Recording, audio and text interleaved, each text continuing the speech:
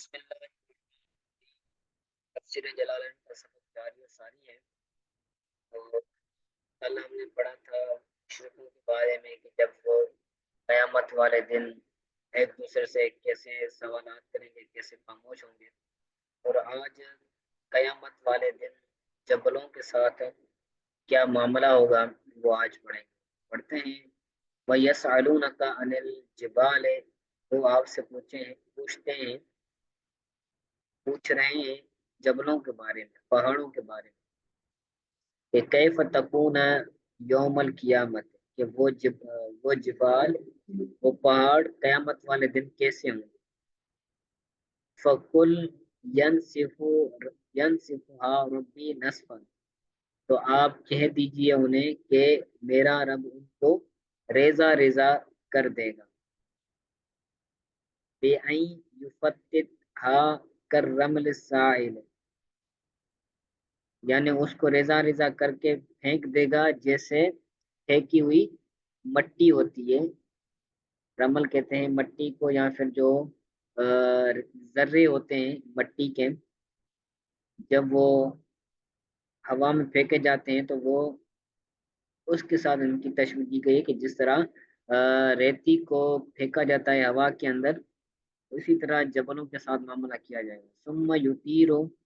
ہا بالریاح، پھر اللہ تعالیٰ ان کو ہوا میں اڑائے گا، جیسے کپاس اڑتی ہے اس طرح وہ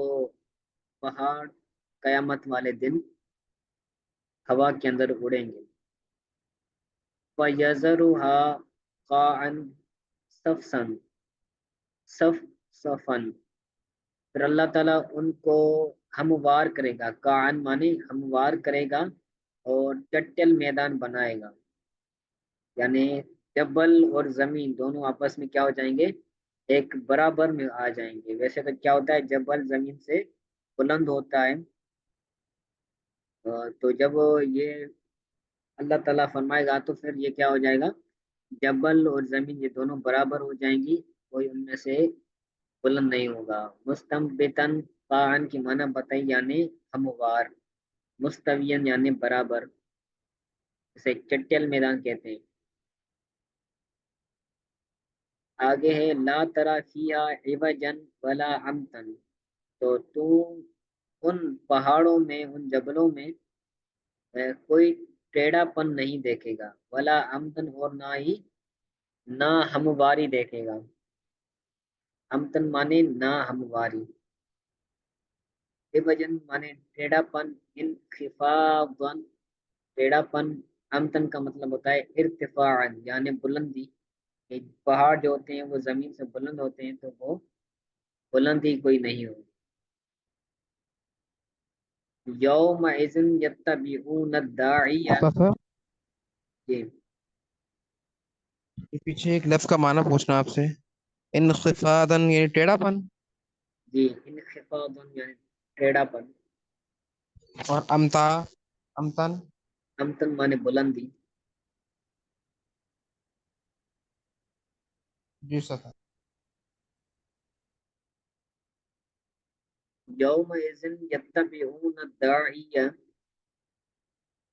اس قیامت والے دن وہ سارے لوگ بلانے والے کی پیروی کریں گے، یعنی جیسے دوسرا سور پھونکا جائے گا تو ایک بلانے والا آئے گا، جو بھی قبروں کے اندر ہوں گے، جو جہاں پر مر چکا ہوگا، وہ سارے وہاں سے اٹھیں گے اور وہ زندہ ہو جائیں گے۔ پھر ان کو بلانے والا ایک آئے گا کہ بھائی فلاں جگہ تم چلو، وہاں پر تمہارا حساب کتاب ہوگا، تمہارے اعمال وغیرہ کا جو ادار و مدار ہے وہ وہاں پر ہوگا، تم سارے وہاں پر چلو۔ تو وہ سارے کے سارے کیا کریں گے، اس دائی کے پیچھے چلیں گے اور اس کی پیروی کریں گے، ٹھیک ہے۔ یوم ازن کے بعد کہتے ہیں یوم ازا نصفت الجبال، جب پہاڑوں کو ذرہ ذرہ کیا جائے گا تو اس دن یعنی یوم محشر وہ اتباع کریں گے، پیروی کریں گے داعی کی۔ کون پیروی کریں گے، الناس بعد القیام من القبور، قبروں سے اٹھنے کے بعد لوگ دائی کی پیروی کریں گے۔ کس جگہ جائیں گے، الی المحشر بصوتہ، یعنی وہ آواز دے گا داعی تو آواز کے ساتھ وہ معاشر کی طرف ان کو بلائے گا کہ معاشر کی طرف وہ اسرافیل، اور وہ بلانے والا کون ہوگا؟ اسرافیل ہوگا، کہے گا یقول حلم الی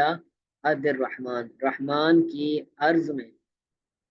جلدی جلدی چلو، حلم مانے جلدی جلدی چلنا، لا عوج لہ، اس کی پیروی کرنے میں کوئی ٹریڑا پن نہیں ہوگا، یعنی جتنے بھی لوگ ہوں گے وہ چاہ کر بھی حضرت اسرافیل علیہ السلام کی پیروی نہ کر سکیں گے، لا عوج لہ، اس کی پیروی کرنے میں کوئی ٹیڑھا پن نہیں ہوگا، باتباعہم، یعنی ان کا اتباع میں کرنے میں کوئی ٹیڑھا پن نہیں ہوگا، یعنی لا یقدرون اللہ یتبعوا، کہ وہ قدرت نہیں رکھیں گے کہ وہ اتباع نہ کریں، کوئی چاہے تو ان کی پیروی نہ کرے، ان کو چھوڑ کر کہیں اور چلا جائے، تو ایسا نہیں ہوگا، سارے کے سارے اس کے پیچھے چلیں گے، وخشعت الاصوات للرحمن، اور سارے آواز پست ہو جائیں گے رحمان کی بارگاہ میں، للرحمن، رحمان کی بارگاہ میں، اللہ تعالیٰ کی بارگاہ میں تمام کی تمام اصوات آواز خاموش ہو جائیں گے، سکنت، خاموش ہو جائیں گے، فلا تسمع الا حمسا، تو تو نہیں سنے گا مگر پیروں کی گنگناہٹ کو، جب بندہ کوئی چلتا ہے تو اس کے پاؤں سے جو آواز آتی ہے اس کو ہم سن کہتے ہیں، تو جو بندے معاشر کی طرف چلیں گے تو ان کے چلنے کی آواز آئے گی، اس کے سوا کوئی بھی آواز نہیں آئے گی، صوت وط الاقدام، قدم کے چلنے کی یہ آواز ہوگی، فی نقلها الی المعاشر، ان قدموں کا معاشر کی طرف اٹھنے میں جو ان قدموں کا آواز ہوگا اس کو ہم سن کہتے ہیں، فصوت الاخفاف الابل فی مشیها، جس طرح وہ اونٹ کے جو خر ہوتے ہیں اس کے چلنے میں جو آواز ہوتی ہے اسی کی طرح، اخفاف مانے کھر، ٹھیک ہے، آگے یوم لا تنفع الشفاعت احدا، اس دن کسی کو بھی شفاعت نفع نہیں دے گی، الا من اذن له الرحمن، مگر یہ کہ جس کو رحمان نے، اللہ تعالیٰ نے اجازت دی ہو شفاعت کرنے کی، ان یشفع لہو، کہ اللہ کے اس کی شفاعت کی جائے، یعنی قیامت والے دن کوئی کسی کی شفاعت نہیں کرے گا مگر جس کو اللہ تعالیٰ نے شفاعت کرنے کی اجازت دی ہے وہ شفاعت کر سکتا ہے، جیسے نبی کریم صلی اللہ علیہ وسلم کی ذات بابرکات اپنے گناہ گاروں کی شفاعت فرمائیں گے، تو کیونکہ اللہ تعالیٰ نے ان کو اجازت دی ہے لہذا وہ حضور صلی اللہ علیہ وسلم اپنے امتیوں کی شفاعت کر سکتے ہیں، وَرَضِيَ لَهُ قَوْلًا، اور جس کے لیے اللہ تعالیٰ کی رضا مندی دی ہے تو وہ بھی شفاعت کر سکتا ہے، بِأَن يَقُولَ لَا إِلَهَ إِلَّا اللَّهُ، وہی طور پر کہ وہ کہے اللہ تعالیٰ کے سوا کوئی معبود نہیں ہے سوائے اس کے، یعلم ما بین ایدیہم، اللہ تعالیٰ جانتا ہے جو ان کے آگے ہے، من امور الآخرت، آخرت کے امور میں سے جو امور ہوں گے ان کو اللہ تعالیٰ جانتا ہے، وما خلفہم، اور جو ان کے پیچھے ہیں یعنی امور دنیا میں سے، محشر کے اندر لوگ ہوں گے تو اللہ تعالیٰ ان کے دنیا والے معاملات کو بھی جانتا ہوگا اور اللہ تعالیٰ ان کے آخرت کے معاملات کو بھی جانتا ہوگا، ولا یحیطون به علما، اور کوئی چیز اللہ تعالیٰ کا علم کے اعتبار سے احاطہ نہیں کر سکتی، یعنی لا یعلمون ذالک، یعنی اللہ تعالیٰ کے علاوہ کوئی چیز یہ بات نہیں جان سکتا کہ آخرت میں کیا ہوگا یا پھر وہ دنیا میں کیا کر کے آئے، وَعَنَتِ الْوُجُوهُ لِلْحَيِّ الْقَيِّومِ، اور تمام چہرے جھک جائیں گے، وعنت مانے جھک جانا، صدعت یہی اس کی معنی ہے، اس کی وعنت کی، یعنی چہرے جھک جائیں گے، حی القیوم، حی القیوم، جو ہمیشہ زندہ رہنے والا ہے اور ہمیشہ قائم رہنے والا ہے، اس کی بارگاہ میں آنے کی وجہ سے، یا اس کے لیے تمام چہرے، تمام گردنیں جھک جائیں گی، اور وہ کون ہے؟ اللہ، اللہ، اور وہ اللہ تعالیٰ ہے۔ وقد خواب من حمل ظلم، ظلم، اور تحقیق نہ خسارے میں ہوا وہ شخص جس نے ظلم کو اٹھایا، یعنی شرکن، جس نے شرک کیا وہ بندہ خسارے میں ہوگا۔ خسرہ خواب کی معنی بتا۔ وَمَن يَعْمَلْ مِنَ الصَّالِحَاتِ، نیک اعمال کرے گا، طاعات فرما برداریاں کر چکا ہوگا، وہ مومن، تو وہ مومن ہوگا، ایمان لانے والا ہوگا، فلا یخاف ظلم، تو وہ ظلم کا خوف اسے نہیں ہوگا۔ ظلم کس طرح کا؟ بزیادت کی سیئات ہی، کہ اس کی گناہوں میں زیادتی کر دی جائے، وہ تو نیکوکار ہوگا تو اس کی گناہوں کے اندر زیادتی کی جائے، تو اس طرح اس کے ساتھ ظلم نہیں کیا جائے گا، اس کو ظلم ہونے کا خوف نہیں ہوگا۔ ولا حزمن، اور نہ ہی اس کو کمی کرنے کا خوف ہوگا، بے نقص من حسنات ہی، تو اس کی نیکیوں کو کم کیا جائے تو اس کی نیکیوں کو ایک کم ہونے کا بھی اس کو خوف نہیں ہوگا۔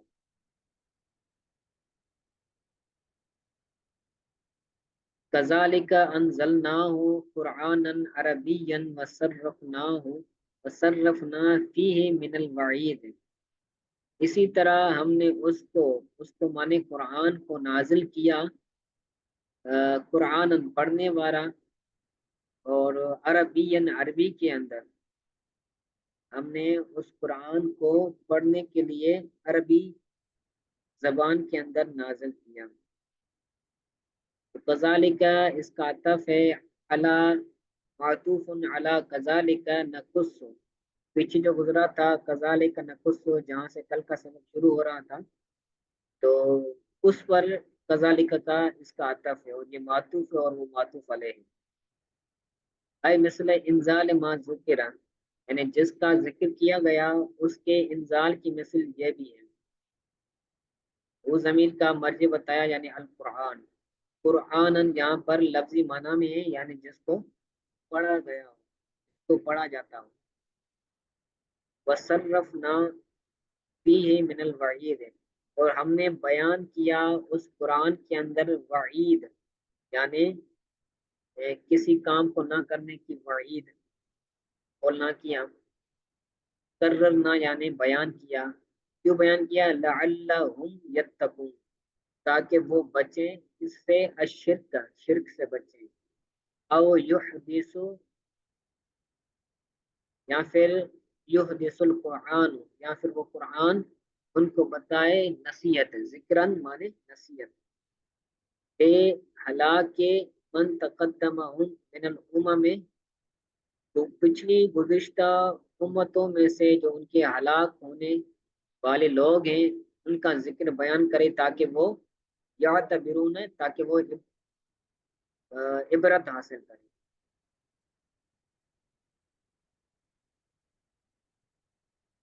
فتعال اللہ الملک الحق، اللہ تعالیٰ بلند ہے،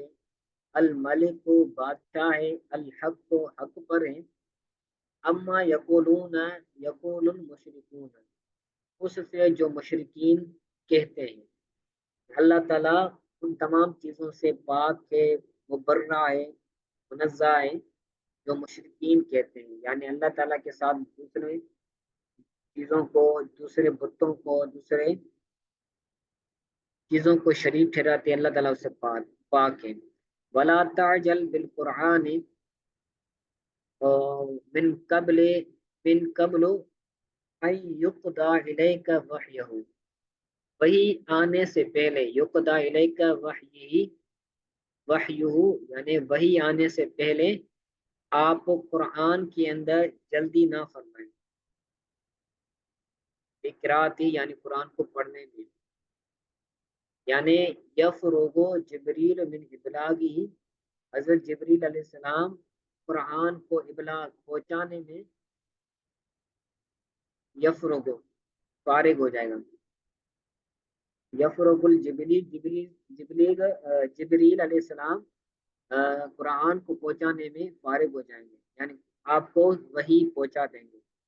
وقر رب زدنی کل رب زدنی علما، اور آپ کہیں کہ اے میرے رب میرے علم کو زیادہ کر، اے بالقرآن یعنی قرآن کے ذریعے۔ فَكُلَّمَا أُنزِلَ عَلَيْهِ شَيْءٌ مِّنْهُ زَادَ بِهِ عِلْمُهُ، تو جب جب قرآن میں سے کوئی چیز آپ صلی اللہ علیہ وسلم پر نازل کی جائے گی، تو اس کی وجہ سے آپ صلی اللہ علیہ وسلم کا علم زیادہ ہو جائے گا۔ تو یہ دعا ہے، کل رب زدنی علما رب زدنی علما، علم کی زیادتی کے لیے یہ دعا مانگنی چاہیے، اور یہ دعائے معصورہ میں سے ہے۔ دعائے معصورہ ان دعاؤں کو کہتے ہیں جو قرآن و حدیث کے اندر آئی ہیں، یہ قرآن کے اندر آئی ہے تو اس کو بھی دعائے معصورہ کہا جاتا ہے۔ استاد صاحب یہ ابلاغ کا معنی کیا ہے؟ ابلاغ ابلاغ کا معنی ہے پہنچانا، بلاغ المبین۔ کیا معنی؟ کیا معنی بتایا استاد؟ اس کا معنی ہوگا یفرغ جبریل من ابلاغی، قرآن کو آپ کی طرف پہنچا کر جبریل علیہ السلام فارغ ہو جائیں گے۔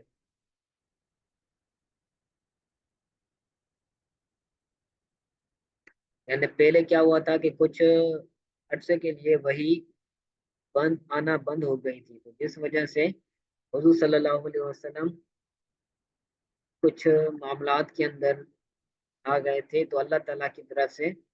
یا پریشانی کا شکار ہو گئے تھے، تو آپ صلی اللہ علیہ وسلم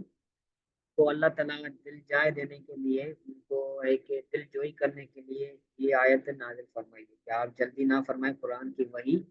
آ جائے گی۔ اتنا کافی ہے میرے خیال میں، یاد کیجیے گا، انشاءاللہ تعالیٰ کل سنا جائے گا۔ جو چیز سمجھ نہ آئی ہو پوچھ لیں۔